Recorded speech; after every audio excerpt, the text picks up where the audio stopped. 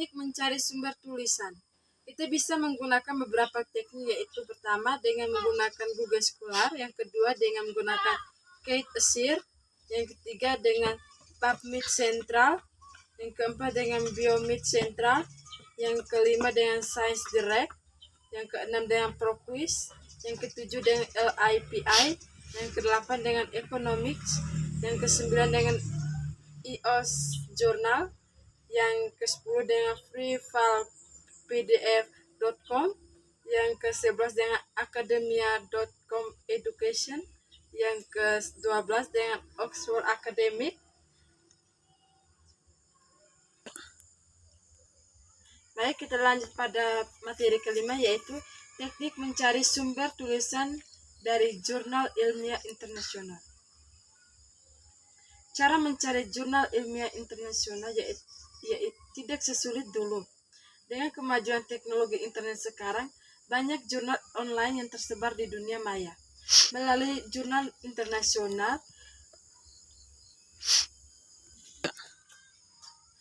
mulai dari jurnal nasional hingga jurnal internasional. Jurnal internasional ini merupakan referensi yang sangat ampuh dalam melakukan penelitian ilmiah ataupun skripsi. Nah, untuk mencari sumber tulisan dari jurnal ilmiah internasional, kita bisa menggunakan dengan mencari jurnal internasional di Google Scholar. Sebelum lanjut mencari jurnal internasional di Google Scholar, ada beberapa fitur-fitur yang perlu kita ketahui, seperti menyediakan literatur dari berbagai bidang ilmu. Yang kedua, memudahkan bagi pengguna untuk mendapatkan referensi. Yang ketiga, menyediakan dokumen atau artikel teks lengkap. Yang keempat, mengikuti perkembangan atau masalah penelitian baru.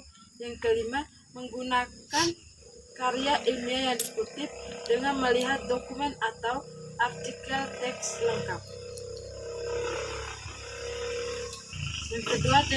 Yang kedua, menggunakan Science Direct. Science Direct menyediakan artikel dan buku selain jurnal internasional. Ini termasuk berbayar gratis. Cara untuk mencarinya dengan mengklik Open Access dan masukkan kata kunci dari jurnal ilmiah yang akan kita cari. Nah, akan muncul berbagai macam judul serta ringkasannya.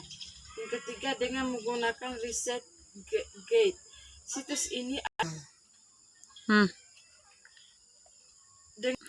Dengan situs ini, kita bisa melihat tempat berkumpulnya komunitas online para peneliti. Peneliti dapat mengunduh jurnal atau memesan jurnal secara gratis. Untuk mendaftarnya, kita bisa menggunakan email institusi atau kampus. Dengan menggunakan Cambridge Core. Jurnal Cambridge ini menyediakan fitur terbaru untuk memudahkan pengguna memilih jenis jurnal yang akan mereka gunakan. Cambridge juga menyediakan buku-buku yang dapat kita baca kapan saja secara gratis. Cara mencari jurnal internasional dengan menggunakan website DOAJ. DOAJ memiliki banyak situs jurnal internasional. Berikut ini langkah-langkah untuk mencarinya. Pertama, buka website DOAJ yaitu https://doaj.com/org file. Yang kedua, ketik kata kunci yang akan kita cari.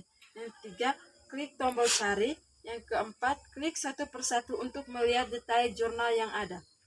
Yang kelima, memilih jurnal yang akan kita download.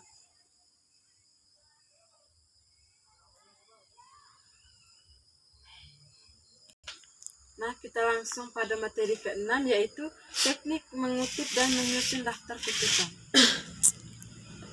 Teknik mengutip terdapat dua macam, yaitu kutipan langsung dan kutipan tidak langsung. Kutipan langsung adalah kutipan yang ditulis sama persis dengan sumber aslinya, baik bahasa maupun ejaannya. Rujukan ditulis di antara tanda kurung, dimulai dengan nama akhir sebagaimana tercantum dalam daftar pustaka, tanda koma, tahun terbitan, titik 2, spasi, dan diakhiri dengan nomor halaman. Kutipan yang panjang, kurang dari 4 baris dimasukkan ke dalam teks, diketik seperti ketikan teks, diawali dan diakhiri dengan tanda petik. Yang kedua, kutipan yang terdiri dari 4 baris atau lebih, diketik 1 spasi, dimulai dari 7 ketukan dari batas tepi kiri. Keterangan, kutipan langsung ditulis dengan cetak miring karena masih dalam bahasa asing. Yang kedua, kutipan ditulis dengan jarak 1 spasi dan menjorok ke terjemahan dituliskan di bawah kutipan. Terjemahan dituliskan di bawah kutipan langsung dengan diberi jarak 1 spasi. Keempat, terjemahan diawali dengan tanda kurung dan diakhiri dengan tanda tutup kurung. Yang kedua, kutipan tidak langsung. Kutipan tidak langsung adalah kutipan yang tidak sama persis dengan aslinya. Pengutipan hanya mengambil pokok pikiran dari sumber yang dikutip untuk dinyatakan kembali dengan kalimat yang disusun oleh pengutip. Kalimat-kalimat yang mengandung kutipan ide tersebut ditulis dengan spasi rangkap sebagaimana teks biasa. Yang kedua, semua kutipan harus dirujuk. Yang ketiga, apabila ditulis sebelum teks dikutip, nama akhir sebagaimana tercantum dalam daftar pustaka masuk ke dalam teks, diikuti dengan tahun terbitan di antara tanda kurung. Apabila ditulis sesudah teks kutipan, rujukan ditulis di antara tanda kurung, dimulai dengan nama akhir sebagaimana tercantum dalam daftar pustaka, titik 2 dan diakhiri dengan tahun terbitan. Contoh kutipan tidak langsung dapat diberikan berikut ini. Pertama, bahkan karena adanya keberagaman budaya, bahasa Inggris pun terpecah menjadi berbagai jenis dan berkembangnya menjadi bahasa Inggris yang berbeda-beda, baik karena dipengaruhi oleh aksen kemampuan perubahan bentuk kata. Sementara itu, menyatakan pentingnya mode sebagai bentuk sumber sosial dan kultural untuk melakukan pemaknaan. Cara menyusun daftar pustaka. Selain rujukan di dalam teks, penulis daftar pustaka juga harus dilakukan.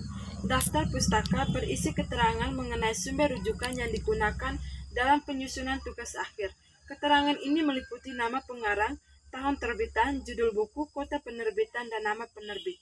Gelar yang dimiliki pengarang tidak dicantumkan ke dalam daftar pustaka. Ketentuan pencantuman daftar pustaka adalah sebagai berikut. Daftar rujukan dapat berupa buku teks, jurnal penelitian, laporan penelitian, tugas akhir seperti skripsi dan disertasi, dan terbitan karya ilmiah. Daftar pustaka disusun secara alfabetis menurut nama belakang pengarang dan tidak perlu menggunakan nomor urut. Apabila terdapat 2 atau lebih nama pengarang yang sama, pengurutannya dilakukan mulai dari tahun terbitan yang terbaru. Untuk terbitan-terbitan berikutnya, nama pengarang tidak ditulis, tetapi diganti dengan garis lurus tengah atau bukan garis bawah, sepanjang 7 ketukan. Daftar pustaka penulis ditulis tanpa nomor. Tiap-tiap jenis rujukan mengikuti sistematika penulisan yang berbeda-beda. Sistematika itu dapat dikutip satu persatu berikut. 1. Buku. Yang kedua, jurnal dan terbitan karya ilmiah sejenis. Yang ketiga, dokumen resmi. Keempat, rujukan dengan pengarang yang sama. Kelima, internet. 7, koran. Baik, kita masuk ke materi ketujuh, yaitu kesalahan-kesalahan dalam sebuah karya ilmiah. Kesalahan-kesalahan dalam sebuah karya ilmiah terdapat beberapa jenis. Yang pertama, ketidaksesuaian analisis dengan identifikasi masalah. Kekeliruan umum yang paling dijumpai adalah identifikasi masalah yang tidak sesuai dengan analisisnya. Ia mengibaratkan identifikasi masalah merupakan janji yang dikeluarkan oleh penyusun karya ilmiah. Janji ini harus ditepati melalui analisis yang sesuai. Contohnya, pertanyaan penelitiannya ada 2, tetapi ternyata analisisnya ada 3 atau malah sebaiknya. Yang kedua, tidak fokus ke masalah. Tidak fokus ke masalah. Ketiga, kesalahan berbahasa. Kesalahan berbahasa juga menjadi kekeliruan yang kerap dijumpai pada karya ilmiah. Kekeliruan ini terlihat dari segi penulisan maupun logika berbahasa. Dari segi kesalahan penulisan, rata-rata tidak bisa membedakan antara kalimat tunggal dan majemuk. Salah satu contohnya adalah penggunaan kalimat majemuk yang tidak lengkap.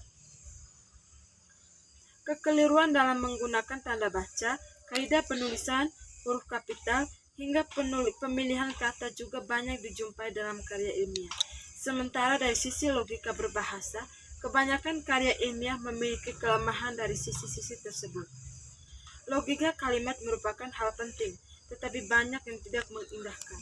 Salah satu logika berbahasa yang keliru adalah pemakaian konjungsi atau kata hubung dalam satu kalimat.